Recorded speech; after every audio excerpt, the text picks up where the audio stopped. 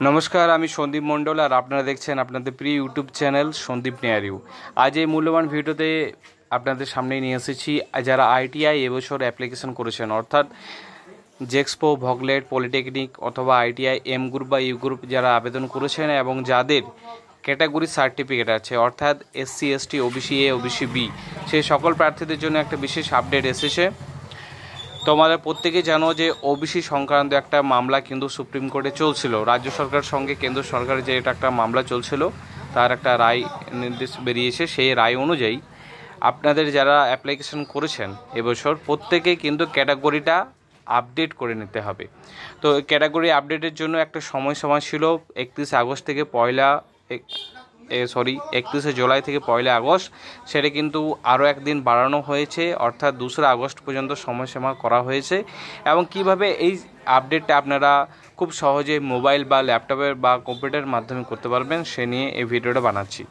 তো সর্বপ্রথম আপনাদের scvtwb.in এই ওয়েবসাইটে আসতে হবে। এই ওয়েবসাইটে আসার পর সেখানে আপনারা প্রথমেই যে নোটিফিকেশানটা পাচ্ছেন, সেখানে পরিষ্কারভাবে লেখা আছে 2 আগস্ট পর্যন্ত সময়সীমা বাড়ানো হয়েছে।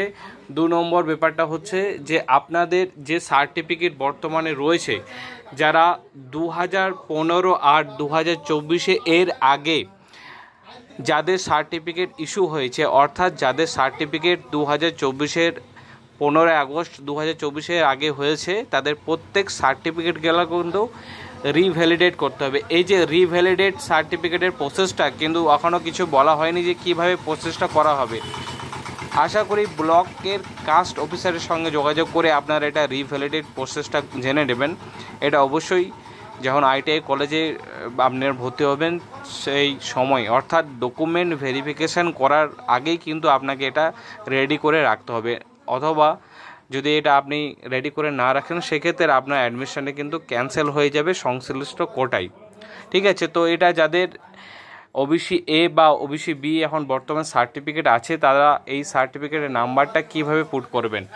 তো সর্বপ্রথম এই ওয়েবসাইটে চলে আসবেন, scvtwb.in এই ওয়েবসাইটে আসবেন। এখানে আসার পর আপনার ইউজার আইডি, পাসওয়ার্ড দিয়ে লগ ইন করবেন, অর্থাৎ মোবাইল নাম্বার দিয়ে এবং ডেট অফ বার্থ দিয়ে ক্যাপচার কোড দিয়ে লগ ইন করবেন। লগ ইন করার পরেই আপনার এই ধরনের একটা উইন্ডো আসবে। সেই উইন্ডোতে আপনার নাম লেখা থাকবে, পাশে আপনার ক্যাটাগরি থাকবে।